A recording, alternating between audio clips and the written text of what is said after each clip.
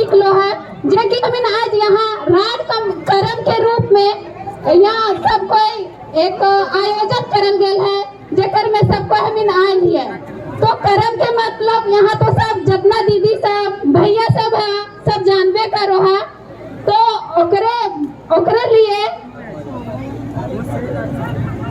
हमें इस तरह अपन संस्कृति के अपन सभ्यता के धीरे धीरे कम करते जा रही है और आधुनिक युग में धीरे धीरे बढ़ते जा रही है।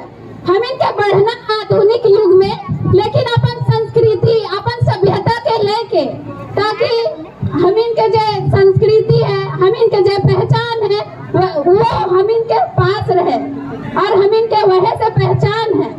हम इन कर्मा में एक चीज बोलो है, जब हम इन घुरो हा 5 बार घुरो हा जेकर में हम इन बोलो ये केकर करम भैया के धर्म ई कहल बोलल जा है।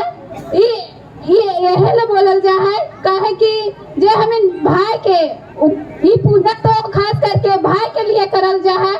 जे हम इन भाई के लिए करो ये ओकर सलामती के लिए ओकर अच्छा जिंदगी के लिए इतना बोल के सबके जोहार करो यो। जय झारखंड, जोहार झारखंड, जोहार झारखंड।